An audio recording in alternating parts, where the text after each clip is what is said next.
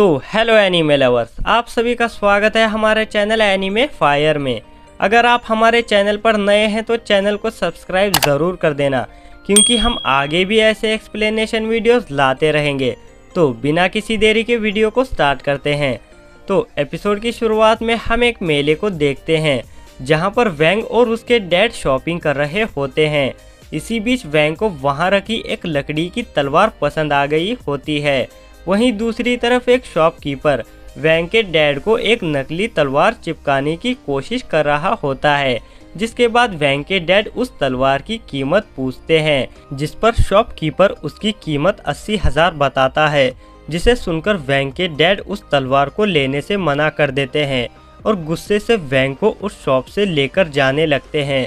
और शॉपकीपर उनसे कह रहा होता है कि शायद आपने गलत सुना है, मैं 8,000 कह रहा था। लेकिन वैंग के डैड काफ़ी ज़्यादा गुस्से में होते हैं, इसलिए वो उसकी बात नहीं सुनते हैं। वहीं हम देखते हैं कि वैंग को वो लकड़ी की तलवार काफ़ी ज़्यादा पसंद आ रही होती है, लेकिन वो कुछ नहीं कर पाता और उसके डैड उसे वहां से लेकर चले जाते हैं। देन उसके बाद हमें प्रेजेंट का सीन दिखाया जाता है, जहां पर हम चेन, वैंग और गुओ को देखते हैं। और गुओ चेन और वैंग को एक रहस्यमय स्वॉर्डमैन के बारे में बता रहा होता है, जिसने जब 4 बेहतरीन स्वॉर्डमैन के बीच मुकाबला हो रहा था, तब वहां पर वो रहस्यमय स्वॉर्डमैन आकर उन चारों को एक साथ चैलेंज करती है। जिसके बाद वो चारों स्वॉर्डमैन गुस्से में उस वाइट गर्ल के ऊपर अटैक कर देते हैं, लेकिन वो वाइट गर्ल उन चारों स्वॉर्डमैन को पलक झपकते ही हरा देती है और साथ ही साथ उनके स्वॉर्ड्स को भी तोड़ देती है और कहती है कि वो जिस स्वॉर्ड को ढूंढ रही है वो यहाँ पर नहीं है। जिसके बाद वो वहां से चली जाती है। वहीं ये सब सुनकर चैन गुओ से कहता है कि ये कहानी ज़रूर तुमने ही बनाई होगी, क्योंकि कोई भी एक स्वॉर्डमैन 4 सबसे बेहतरीन स्वॉर्ड्समैन को नहीं हरा सकता। जिस पर गुओ कहता है कि मैंने अभी अभी ये लाइव नेट पर देखा है। तभी टीचर वैंग चैन और वैंग को स्वॉर्ड प्रैक्टिस के लिए बुलाते हैं। जिसके बाद चैन अपनी बड़ी सी तलवार बाहर निकालता है, वहीं वैंग अपनी छोटी सी लकड़ी की तलवार बाहर निकालता है। जिसे देखकर चैन वैंग से कहता है कि तुम्हें इससे बेहतर तलवार नहीं मिली। अगर मैंने तुम्हारी छोटी सी तलवार तोड़ दी तो उसके पैसे मुझसे मत मांगना। जिस पर वैंग कहता है कि मैं नहीं मांगूंगा। फिर आगे टीचर वैंग उन्हें स्टार्ट करने के लिए कहते हैं। तभी चैन अपनी बड़ी सी तलवार लेकर वैंग के ऊपर अटैक करने के लिए आता है, लेकिन वैंग की छोटी सी तलवार उसका कड़ा मुकाबला करती है। जिसे देखकर वैंग को कुछ भी समझ नहीं आ रहा होता है। तभी वैंग की तलवार चैन के तलवार को मोड़ देती है, जिसे देखकर चैन के होश उड़ जाते हैं और वो फूट फूट कर रोने लगता है। वहीं वैंग अपनी तलवार से कह रहा होता है कि उसने कहा था कि वो अपनी फुल फोर्स का इस्तेमाल नहीं करेगी, लेकिन वैंग की तलवार उसे कोई भी रिस्पॉन्स नहीं दे रही होती है। वहीं दूसरी तरफ सुन और लीन के बीच भी मुकाबला हो रहा होता है और सुन की तलवार उसकी बात नहीं मान रही होते हैं।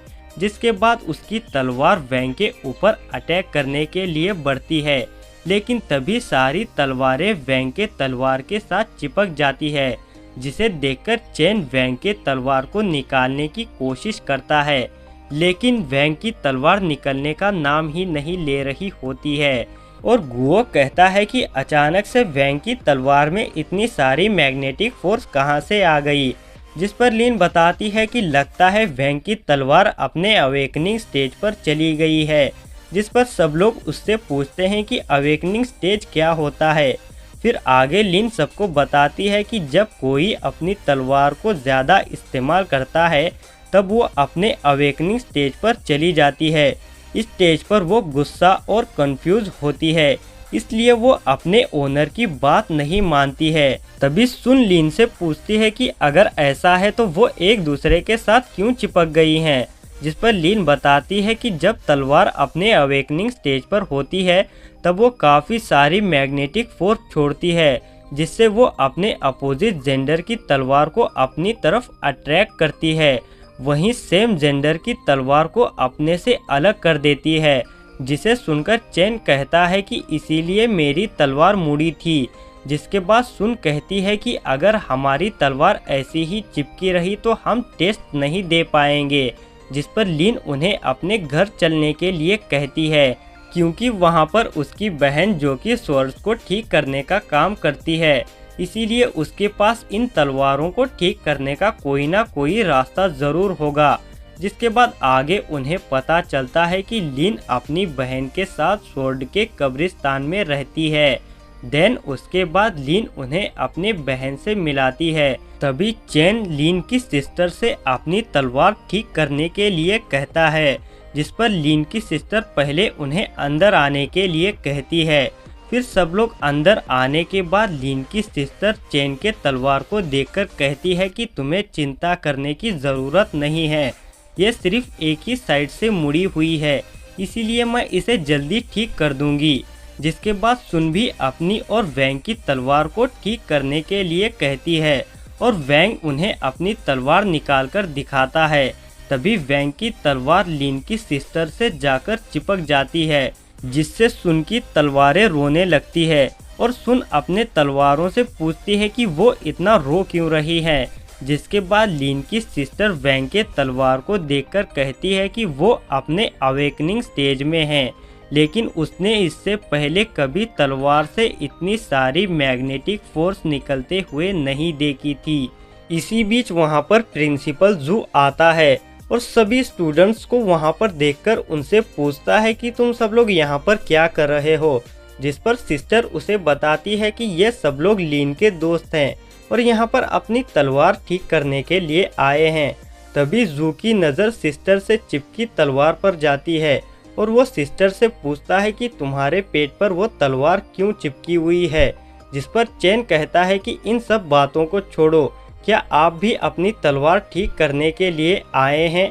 तभी जू उन्हें अपनी मुड़ी हुई तलवार दिखाता है और कहता है कि शहर में एक वाइट गर्ल आई है जो कि सभी स्वॉर्डमैन को चैलेंज कर रही है और ये सब शहर के लोगों के लिए ठीक नहीं है, इसीलिए सेवन स्क्वाड को उसे पकड़ने के लिए कहा गया है।